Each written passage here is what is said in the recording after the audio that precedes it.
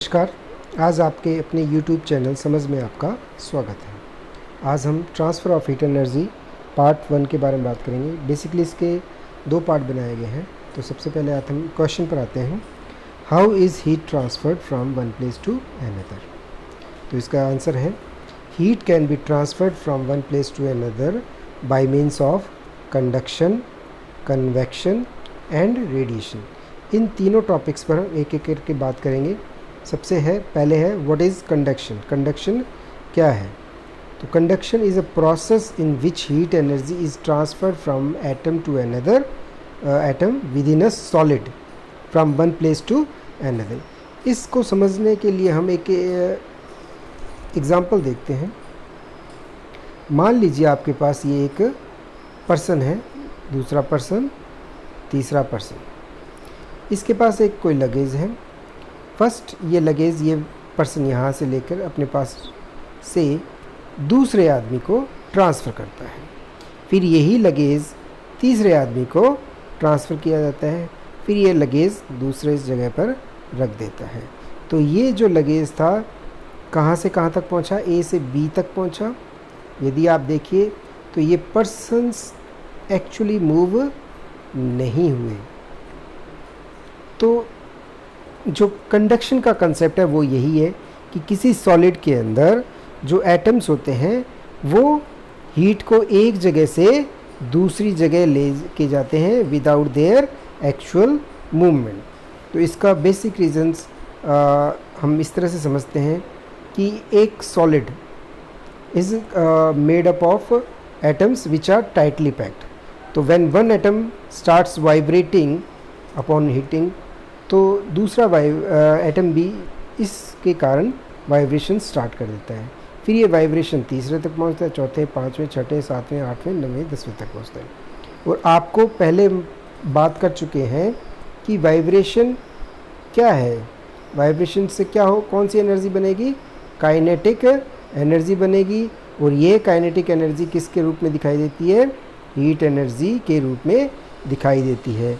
तो इसलिए इस तरह से कंडक्शन के अंदर एटम्स एक जगह से दूसरे जगह तक एनर्जी पहुंचाते हैं without their actual movement. Next question, does conduction occur in liquid and gases? नहीं, ये नहीं हो सकता। रीज़न क्या है इसका? क्यों? क्योंकि जो लिक्विड एंड गैसेस हैं वो उनके एटम्स टाइटली पैक्ड नहीं होते। और जब टाइटली पैक्ड नहीं होते तो जैसे ही हीट मिलती है वो डिस्पर्स हो जाते हैं, फैल जाते हैं, इधर उधर चले जाते हैं, उनमें वाइब्रेशंस नहीं होता। तो इसका आंसर क्या आएगा? No, because in liquid and gases atoms are not tightly packed, when heated the atoms get dispersed. Next question, define conductors and insulator. ये क्वेश्चन कंडक्शन से रिलेटेड है। तो कंडक्टर क्या है? कंडक्टर वो ऑब्जेक्ट्स हैं which allow heat to pass through them. ऐसे ऑब्जेक्ट्स जो हीट को अपने अंदर से पास होने देते हैं, they are called conductor. Examples, metal. What are insulator? The object which do not allow heat to pass through them will be known as insulator. Example, plastic, wood, air, water. हम इनके कई सारे uses देखते हैं। Example के तौर पर आप एक प्रेशर कुकर को लीजिए। प्रेशर कुकर के अंदर एक हैंडल लगा होता है। ये प्रेशर कुकर मेटल का बना है, तो ये क्या है? एक गुड कंडक्टर ऑफ हीट है। जबकि इसका हैंडल है वो किसके मिलके बना है? That is made up of insulating device. जैसे प्लास्टिक हो सकता है, वुड हो सकता है, बेकेलाइट हो सकता है। तो ये हैंडलिंग में आसानी हो जाती है, इसको आप पकड़ सकते हैं। जबकि डायरेक्ट एक हॉट कुकर को हम नहीं पकड़ सकते। तो ये इनके बेसिक यूजेस हैं। Next question, why is quilt filled with cotton? रज़ाई को कॉटन से क्यों भरा जाता है? तो आप इसका रीज़न देखिए कि जो कॉटन होता है वो क्या होता है? इंसुलेटर होता है, और ये हीट को ट्रैप भी कर लेता है। तो यदि कोई पर्सन है और रज़ाई लेके सो रहा है, तो आप देखिए कि जो हीट है वो ट्रैप हो जाएगी इसके अंदर। क्यों? क्योंकि ये इंसुलेटर है, तो जो पर्सन की बॉडी हीट वो बाहर नहीं जाएगी। तो इसका आंसर क्या है? As cotton is an insulator so and it also traps air which is also a poor conductor of heat, so the heat of our body is trapped inside the quilt and we remain warm during winter. Next question, why is ice stored in sawdust or under the jute bags? इसका answer भी basically हम ऊपर वाले question में देख चुके हैं, तो इसका आंसर भी सेम रहेगा। जो साडस्ट और जूट बैग होते हैं वे क्या होते हैं? इंसुलेटर्स होते हैं, जिसके कारण बाहर की हीट उस आइस तक नहीं पहुंचती और वो मेल्टिंग नहीं होता या उस मेल्टिंग में डिले होता है। तो एज साडस्ट और jute bags are bad conductors of heat, so they protect the ice from outside heat and delays the melting of ice. Next question आएंगे कन्वेक्शन। कन्वेक्शन क्या? एक सेकंड मोड है transfer of heat का। तो इसका answer क्या बनेगा? The transfer of heat by the actual movement of molecules and atoms in liquid and gases is called convection. हम इसको एक एग्जांपल से समझ लेते हैं। एक कूली जो एक प्लेटफॉर्म से सामान लेकर दूसरे प्लेटफॉर्म तक खुद जाता है सामान पहुंचाने, तो ऐसा मूवमेंट को हम क्या कहेंगे?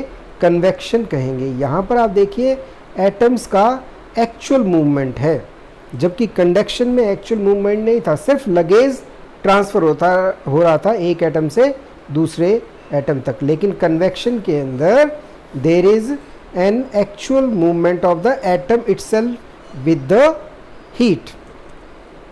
तो अब इसको थोड़ा सा समझते हैं विंड्स पर। यदि आपने जो विंड चलती हैं, हवाएं चलती हैं या एटम्स लिक्विड और सॉलिड्स में, वो किस तरह से इसका होता है, ये हमारे पास एक पिक्चर दिया हुआ है। जब किसी चीज़ को हीट किया जाता है तो वहाँ से एटम्स डिस्पर्स हो जाते हैं हीट लेके, और वो दूसरी जगह चले जाते हैं, और वहाँ से ठंडे एटम्स दोबारा उस चीज़ को रिप्लेस करने के लिए आ जाते हैं। तो ये एक इस तरह से सर्कुलर मोशन बन जाते हैं, जिसे हम क्या कहते हैं? कन्वेक्शन करंट्स कहते हैं। ये चीज़ विंड्स में या जो लैंड ब्रीज है, सी ब्रीज है, इसमें देखी जाती है। तो इसका एक रीज़न क्या है, देखिए आप। Convection is that when heated और molecules get dispersed and a low pressure area is created। जब एटम्स डिस्पर्स हो जाते हैं तो वहाँ पर लो डेंसिटी या लो प्रेशर का एरिया क्रिएट हो जाएगा, और इस लो प्रेशर एरिया को भरने के लिए हाई प्रेशर से यानी कि कोल्ड रीजन से मॉलिक्यूल्स उस जगह पर आएंगे, जिसके कारण कन्वेक्शन स्टार्ट हो जाएगा, करंट स्टार्ट हो जाएंगे। तो हम इसे क्या कहते हैं? कन्वेक्शन करंट्स कहते हैं। This movement of particles from warmer region to cooler region in circular manner is forms convection currents. Next question, what is the reason behind wind? Wind के पीछे रीज़न क्या है, उसका विंड क्यों होती है? तो यदि आप सपोज दिस इज़ एन अर्थ, तो आप जानते हैं कि इस ट्रॉपिकल रीजन पर हीट रेज सबसे ज़्यादा गिरेंगी फ्रॉम द सन, और इन रीजन्स पर जो रेज़ हैं वो स्लांट होने के कारण, इसका अर्थ अनइवन होने के कारण स्लांट गिरती हैं, जिसके कारण यहाँ ये एरिया पोल्स का कोल्ड या ठंडा रहता है, जबकि ये एरिया हॉट हो जाता है। तो इस हॉट एयर से एयर राइज कर जाती है ऊपर, और जिसके कारण एक लो प्रेशर का एरिया नीचे बन जाएगा। और अब इस लो प्रेशर को एरिया को फिल करने के लिए हाई प्रेशर से हवाएं चलेंगी, और ये इस तरह से एक प्रोसेस में हवाएं चलती हैं। तो अब यहाँ देखिए इक्वेटर के ऊपर, इस पॉइंट के ऊपर जो एयर है वो वार्म होके ऊपर चली जाएंगी, राइज कर जाएंगी, और आसपास के एरिया से हवाएं किस साइड है? इक्वेटर की तरफ मूवमेंट करती हैं। तो this is the reason behind the winds. बाकी जो एरिया है उनके बारे में हम बाद में अपने नेक्स्ट टॉपिक में चर्चा करेंगे। तो इसका जो आंसर आएगा, the earth is not heated evenly by sun in tropical regions, it receives more direct heat from the other areas and the air in tropical region gets warmer and rises. The cooler denser air at higher latitude sinks due to gravity and fills the air of low pressure giving rise to global winds या current. Next आते हैं, what causes sea breeze and land breeze, एक important question है।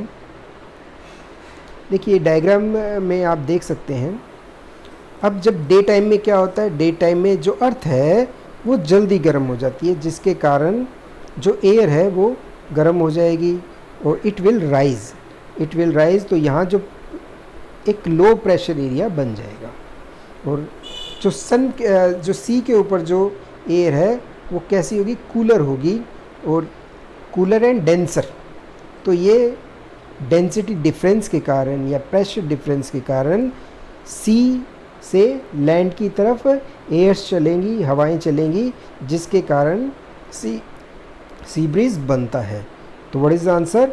इन day time the earth gets heated up earlier than the sea, the air above earth get warmer and rises upwards creating low pressure area, the cooler air above the sea surface flows toward the earth giving rise to sea breeze. और यही चीज़ हम land breeze में देखते हैं। Land breeze में क्या होगा, land breeze के अंदर आप जानते हैं रात को नाइट में जो लैंड है वो जल्दी ठंडी हो जाती है धरती सी से। तो जो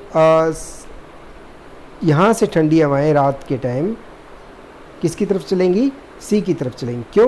क्योंकि सी के अबव जो हवाएं होंगी वो अभी भी वार्म है, वार्म होने के कारण ये ऊपर जाएंगी और यहाँ से जो कूल एयर है वो सी की तरफ चलेगा, giving rise to land bridge.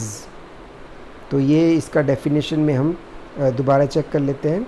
Eight night the earth gets cool down earlier than the sea, the earth above sea being warmer rises upwards creating low pressure area and the cooler air from the earth moves toward the sea giving rise to land breeze.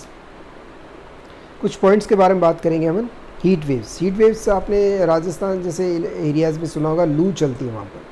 तो इसका लू का reason भी same है, convection currents हैं। In desert area और hot area the warm area, यहाँ area नहीं आएगा, एयर आएगा यहाँ पर, air, warm air rises causing nearby air to the low pressure area। जो नियर बाई एयर है वो लो प्रेशर एरिया की तरफ फ्लो करेंगी और जिससे क्या होगी, विंड बनेगी और such winds are known as heat waves और लू। तो यहाँ थोड़ा सा एक मिस्टेक है। तो इन द डेजर्ट एरिया और hot areas warm air rises causing nearby air to flow, यहाँ क्या आएगा, to flow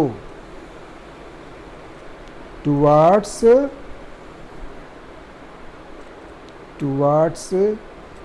the low pressure area causing wind, such winds are known as heat waves।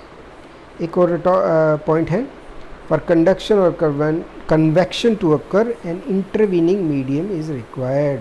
यहाँ हमेशा ध्यान रखिए कि कंडक्शन और कन्वेक्शन के लिए एक मीडियम का होना बहुत ज़्यादा ज़रूरी है, वरना ये कंडक्शन और कन्वेक्शन नहीं होगा। सन से जो हमारी अर्थ हीटअप होती है ये कंडक्शन और कन्वेक्शन के कारण नहीं होती। इसका एक थर्ड रीज़न है रेडिएशन, जिसके बारे में हम पार्ट 2 में पढ़ेंगे। यदि आपको वीडियो अच्छा लगा हो तो सब्सक्राइब करिए, इसे लाइक करिए, कमेंट सेक्शन में कमेंट करिए। धन्यवाद।